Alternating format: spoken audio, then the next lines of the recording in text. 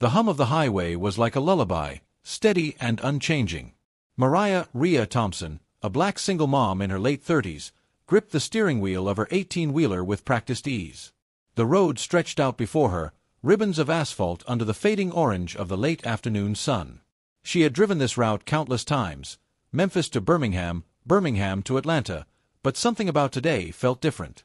Maybe it was the cool, crisp wind in her open window, or maybe it was the strange feeling in her chest she couldn't quite place. Rhea had been on the road for hours, her rig loaded with fresh produce bound for local grocery stores.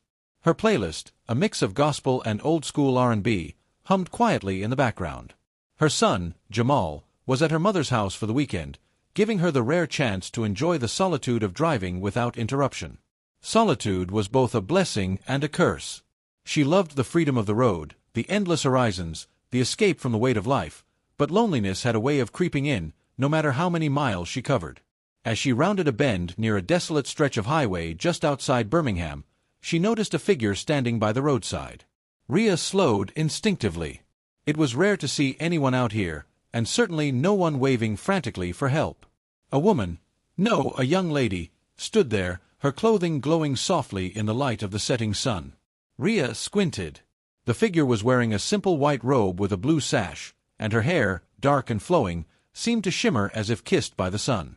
Her face, delicate and serene, held a kindness that made Rhea's chest tighten. Without thinking, Rhea pulled her rig to the shoulder. "You need a ride," she shouted, her voice carrying over the hum of the engine. The woman smiled and nodded. "Thank you," she said softly, her voice melodic, warm, somehow calming. Rhea blinked. There was something familiar about her, something she couldn't quite place. She shifted the gear into park, and with a practiced motion, lowered the passenger side window. "Hop in," she said. Her tone was casual, but inside, Rhea felt a flutter of unease mixed with curiosity. The woman climbed up into the passenger seat with a grace that seemed almost otherworldly. She smelled faintly of lilies and fresh rain, a scent so pure it made Rhea feel lighter, almost as if a burden she hadn't realized she was carrying had been lifted. "I'm Mariah," Rhea said, extending a hand. "Rhea. You can call me that." "I am Mary," the woman replied, her voice soft but steady. "Mary. Thank you for stopping." Rhea blinked again, startled. The name rolled off her tongue with a weight she couldn't ignore. "Mary. Like Mary." She laughed nervously, shaking her head. "You don't mean—" She stopped herself. Better not to say it aloud. She didn't know why, but she had the sudden sense that this woman was not just anyone. They drove in silence for a while. The highway stretched out, empty except for the occasional truck or car in the distance. The sun dipped lower, bathing the landscape in gold and pink. Rhea stole glances at Mary. Her hands rested lightly on her lap, her eyes closed for a moment as if she were savoring the rhythm of the road. Finally, Mary spoke. "You have a heavy heart, Rhea." Rhea choked on her laughter, coughing into the crook of her elbow. "Excuse me. How do you—" She stopped herself again, the words catching in her throat. Something about the calm certainty in Mary's tone made her uneasy. And yet, she felt no fear, only a strange sense of trust. "You carry so much responsibility," Mary continued. "And you do it alone. Yet you persevere. I see your love for your son, your dedication to your work, your struggles and your triumphs." Rhea's hands gripped the wheel tighter. She hadn't expected anyone, let alone a stranger, to see her like that. Her eyes stung a little as she swallowed. "Yeah, well, that's life, right? Someone's gotta do it." She tried to keep her voice light, casual, but it quivered. Mary reached out and gently placed a hand over Rhea's, the warmth surprising her. "You are not alone," she said softly. "Even when it feels like the weight of the world rests only on your shoulders, you are never truly alone." Rhea blinked, and the road seemed to shimmer for a brief moment, like heat waves rising from asphalt. She shook her head. You really sound like you mean that," she said, almost whispering. Mary smiled, a small, gentle curve of her lips. "I do." For the next few hours, they talked. Not about the mundane things Rhea usually discussed with truck stops or fellow drivers, traffic, weather, delivery schedules, but about life. About hope, about perseverance, about forgiveness. Rhea found herself opening up in ways she hadn't in years. She spoke of Jamal, of her struggles raising him alone after his father had walked out, of the loneliness that sometimes wrapped itself around her heart like a heavy blanket. Mary listened, never interrupting, only nodding gently and offering words that seemed to come from somewhere deeper than the world around them. It was comforting and unnerving at the same time. As the night began to fall, Rhea realized they had driven far past the town where Mary had first appeared. The moon hung low in the sky, casting silver light over the empty highway. Mary looked out the window for a moment, then back at Rhea. "The path ahead is uncertain," she said softly. "But do not fear what is to come. You will be guided, and you will find the strength to continue." Rhea swallowed hard. She didn't know why, but her heart felt lighter, as if a weight had been lifted. I don't know what to say," she admitted. "Then say nothing," Mary replied, her eyes meeting Rhea's. "Just drive. Let your heart speak in the quiet of the road." They drove the rest of the night in silence, the hum of the tires and the occasional rustle of the wind outside filling the spaces between them. Rhea couldn't stop stealing glances at Mary, whose serene presence made her feel safe in a way she hadn't felt in years. By the time dawn broke over the horizon, painting the sky in hues of pink and gold, they had reached the outskirts of Atlanta. Mary turned to Rhea, her expression gentle but firm. "This is where I must leave you," she said. "Remember what I told you. You are never alone." Rhea nodded, words failing her. Thank you," she said finally, her voice thick with emotion. Mary smiled, then stepped out of the truck. For a brief moment, Rhea watched as the morning light seemed to cling to her, casting an almost divine glow. And then, as Rhea blinked, Mary was gone. The highway was empty, the morning sun warming her face, leaving only the lingering scent of lilies and the echo of her words in Rhea's heart. Rhea sat in the truck for a long moment, processing what had just happened. She had given a ride to a stranger, or had she? Her mind reeled with possibilities. But deep down, she knew one thing. Her life had just changed in a way she couldn't explain. And she was ready for it. The days that followed Mary's sudden departure felt surreal to Rhea. At first, she tried to dismiss the encounter as some strange coincidence, a chance meeting with a woman in unusual clothing. But the more she thought about it, the more the details, the smell of lilies, the warmth of Mary's hand, the quiet certainty in her voice, stayed with her, stubborn and unshakable. Driving through Georgia and into South Carolina, Rhea found herself humming old gospel songs, the kind her mother used to sing when Rhea was a little girl.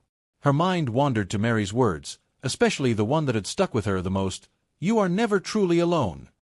It felt like a shield, something she could carry into the most exhausting, lonely moments of her life. Back at home, life hadn't paused. Jamal was back in her care, bouncing around with the energy only a 9-year-old could summon. Bills waited on the counter, unpaid and stacked like little mountains, and her phone rang constantly with calls from dispatch, clients, and the occasional friend who wanted to check in. But Rhea noticed something shifting in herself. For the first time in years, she felt lighter. Not just emotionally, but physically, as if carrying Mary's presence inside her had eased the constant tension in her shoulders. Driving didn't feel like a chore anymore, it felt like a rhythm she could sink into.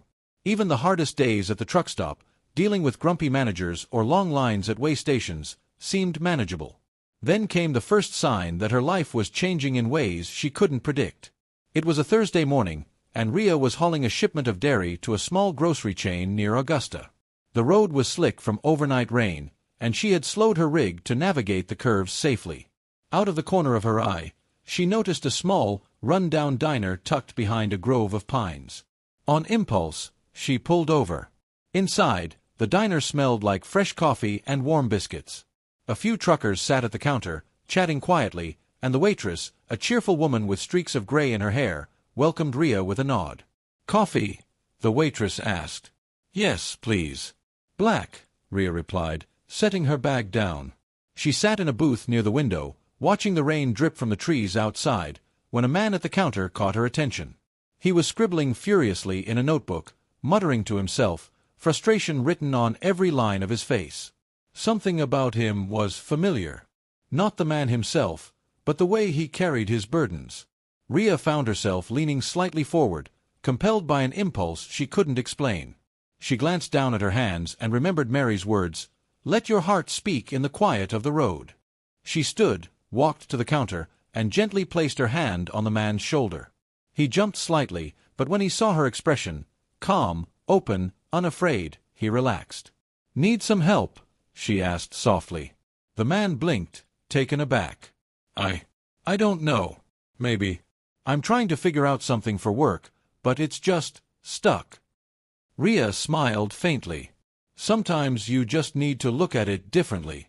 Or take a step back. Want me to sit with you for a minute?" He hesitated, then nodded. And so, over steaming cups of coffee, Rhea listened. He talked about his business, the problems he couldn't solve, the decisions he was afraid to make. And as he spoke, she offered advice. Not just the kind that came from experience, but advice that felt inspired, precise, almost intuitive. When he finally leaned back in his chair, relief spreading across his face, he said, "I don't know how you knew all that. I've been stuck for days, and somehow, you see it clearly." Rhea shrugged, a little embarrassed. "Maybe I just know what it's like to feel stuck." The man smiled, standing to leave. "Well, thank you. Really." As Rhea watched him go, she felt a flicker of something new inside her, purpose. Helping others wasn't a chore, it felt necessary, natural. She couldn't explain it, but the experience stayed with her the rest of the day, lingering like a warm ember in her chest. That night, she called her mother to tell her about the day. "Mama, it's weird," she said, rocking Jamal on her lap while he fought sleep. "I don't know why, but I feel like things are changing for me. Like I can actually help people now. And I don't know why." Her mother chuckled softly. "Child, maybe it's just you growing up, learning how to take care of yourself and others. You've always had that heart, Rhea. Maybe now you're letting it out." Rhea nodded, though she didn't fully believe it. Deep down, she knew this was more than that. She could feel it in the way the road seemed calmer now, in the way her thoughts felt clearer, in the warmth that didn't leave her after the encounter with Mary. The next week brought another sign. She had a delivery scheduled in a small town outside Charlotte. The sky was overcast, the kind that hinted at rain, and traffic crawled along the two-lane road. Out of nowhere, a car skidded into the ditch. Rhea hit the brakes and swung her rig to the shoulder. The driver was trapped, visibly panicked. Without hesitation, Rhea ran forward, checking on him. He was young, maybe 25, and terrified. She guided him out of the car, calm and efficient, her hand steady even as the rain soaked through her jacket. "You saved me," the young man stammered, eyes wide. Rhea waved it off. "Just glad you're okay. Let's call for help." The moment felt different than any rescue she'd ever done before. There was a weight lifted off her chest, an unspoken connection, and a warm reassurance that maybe, just maybe, she was part of something bigger than herself. That night, back in her small apartment, she held Jamal close.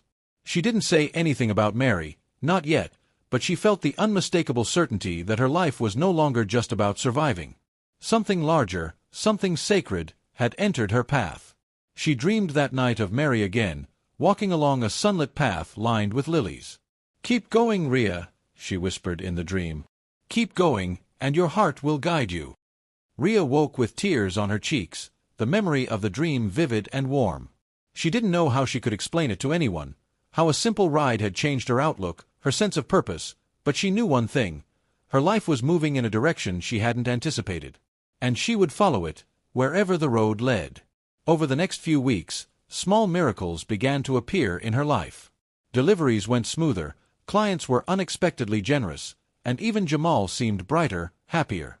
Strangers smiled at her with recognition she didn't understand, and sometimes, when she closed her eyes at night, she could feel a hand resting lightly on her shoulder, steady and reassuring.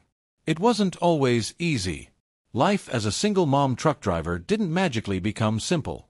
Bills still piled up, traffic snarled, and loneliness crept in at times. But something inside Rhea had shifted irreversibly. She no longer faced life with just endurance. She faced it with faith, with hope, and with an open heart that seemed to attract the good she hadn't believed was possible. One morning, while fueling her rig at a small station in South Carolina, a woman approached her. She was older, but her eyes held the same calm strength Rhea remembered in Mary. "You have a gift," the woman said softly. "Don't let it go to waste." Rhea blinked. I don't know what you mean. The woman smiled, pressing a folded piece of paper into her hand. You'll understand when the time comes.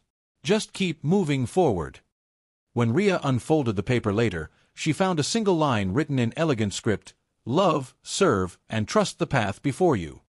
She smiled, a surge of warmth spreading through her chest. Somehow, she knew she was exactly where she was supposed to be.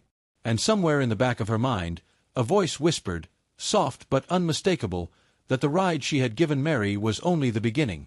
Months passed, and Rhea's life had begun to feel like a road that led somewhere larger than herself. The encounter she had, the small miracles, the quiet confidence she now carried, they all seemed to thread together like a tapestry she could finally see. She had become someone who noticed the little things: a stranded motorist, a frightened child at a rest stop, a single mom struggling with her grocery bags. And for each act of kindness, for each smile she returned, she felt Mary's presence softly nudging her forward. It was a Thursday morning in late autumn when the true test came. Rhea was hauling a refrigerated load of produce from Atlanta back to Memphis. The highway was slick with rain, and fog rolled in over the hills, swallowing the headlights of oncoming traffic. Jamal had stayed with his grandmother for the week, and Rhea felt the emptiness of the truck cabin more acutely than usual. She was rounding a curve on a narrow stretch of two-lane road when she saw them, a family of three, a young couple with a small child, standing on the shoulder. Their car had broken down, hazard lights flashing faintly through the mist. Her heart skipped. She had seen this scenario hundreds of times, but something about this moment felt different, urgent. Rhea slowed, her tires hissing against the wet asphalt. The mother waved, and Rhea felt that familiar pull, the instinct to help, the voice inside her urging her forward. She brought the truck to a cautious stop, lowered the window, and called out, "Hey, y'all need a ride?" The woman's eyes widened, relief flooding her face. "Yes. Thank you." The father grabbed their little daughter's hand. She couldn't have been more than 3, with a mop of curly hair and wide, curious eyes. They climbed into the cab carefully, Rhea giving them instructions to stay low and safe as she eased the rig back onto the road. As they drove, the parents explained that they were trying to get to Memphis to visit family but had run out of gas. The child kept looking around in awe at the massive truck, occasionally pressing her tiny hand against the glass, fascinated by the rain dripping down the window. Rhea listened quietly, offering reassurance, a comforting word, anything she could. And then she felt it, a warmth on her shoulder, faint but unmistakable. She stiffened, glancing toward the passenger seat, but the family didn't notice anything unusual. And yet, Rhea felt that familiar presence, the same one she had felt months ago when Mary had first entered her cab. Suddenly, the truck skidded. The rain had made a patch of black ice invisible on the road. Rhea's heart jumped, adrenaline flooding her system. She gripped the wheel, yelling out instructions. The little girl cried, the parents panicked, and Rhea's mind raced. And then she heard the voice, not in the cab, not in the storm, but inside her mind. Clear, calm, unwavering, trust the path before you. You are not alone. Rhea exhaled, letting the words anchor her. She adjusted the wheel carefully, applied the brakes with precision, and guided the rig safely past the patch. The family's panic eased as the truck steadied. The little girl's cries stopped, replaced by cautious curiosity, and the parents looked at Rhea with wide eyes. "You saved us," the father said, voice trembling. Rhea shook her head, her own hands still trembling. "We all did," she said softly, knowing in her heart that she hadn't acted alone. By the time they reached the nearest gas station, the storm had eased, the sky breaking into a soft dawn. The family thanked her profusely, insisting on giving her money for gas and a hot breakfast. Rhea waved it off. "Just get somewhere safe," she said. "That's enough." After they left, Rhea climbed back into her truck, heart pounding and tears stinging her eyes. She looked out over the horizon, the first light of morning spilling across the wet asphalt, and felt something she hadn't felt in a long time, pure, unshakable peace. That night, she dreamt of Mary again. This time, the vision was more vivid than ever. Mary stood on a sunlit hill, lilies in bloom around her, and held out her hands. "You have done well," she said. "Your heart has grown brighter, your courage stronger. You are ready now, Rhea, to step fully into your purpose. Trust it, and share it freely." Rhea woke with a start, the words echoing in her mind. She realized she had been holding back, letting life happen to her rather than actively participating in it. Mary's visit had shown her not only the path, but the power she carried to effect change in the lives of others. Over the next few months, Ria's life transformed in ways that surprised her. She began volunteering at local community centers, offering free rides to families in need, and mentoring young truck drivers, especially single parents trying to balance work and family. Jamal noticed the difference in his mother, too. She laughed more, moved with confidence, and often spoke of little miracles she saw on the road. One evening, as she returned from a long haul, Ria pulled her rig into a quiet rest stop. The sun had dipped below the horizon, leaving only the glow of distant city lights. She sat on the steps of the truck, Jamal asleep in the passenger seat, and thought back over the past year. How one ordinary drive had turned into a series of extraordinary events. How the kindness she had shown, guided by faith she hadn't fully understood, had multiplied into something greater. And then she felt it again, that gentle warmth on her shoulder. Not a phantom this time, but a reassurance, a reminder of Mary's presence in her life. Ria smiled, tears slipping down her cheeks. "I get it now," she whispered. "I understand what you meant." It wasn't about miracles in the way most people imagined. It wasn't about grandeur or fame. It was about presence, about love, about seeing the needs of others and responding with courage and compassion. It was about trusting the road, even the parts she couldn't see. From that night on, Ria carried herself differently. She still drove the long hours, still faced the exhaustion and loneliness, but she did it with a lightness she hadn't known before. She carried Mary's lessons with her, offering help wherever she could, trusting her instincts, and embracing the small, everyday moments of grace. Years later, people in the trucking community would speak of Mariah Thompson not just as a reliable driver, but as someone who seemed to carry light with her, someone who stopped for anyone in need, whose presence left a mark of hope. And Ria, sitting behind her wheel, would sometimes smile, thinking back to the day she gave a stranger a ride, a stranger who had changed everything. Mary never returned in physical form, but Ria felt her always, in the quiet hum of the tires, the wind against the cab, and the small miracles that appeared along the way. She had learned to trust, to serve, and to love without hesitation. She had learned that one simple act of kindness could ripple outward, touching lives she might never even see. And as she drove into the setting sun, Jamal asleep beside her, Ria whispered a quiet prayer of gratitude. "Thank you," she said, "for showing me the way." Somewhere far away, or perhaps very close, Ria knew the answer was already there. You are never alone. And with that, she pressed forward into the road ahead, ready for whatever miracles awaited.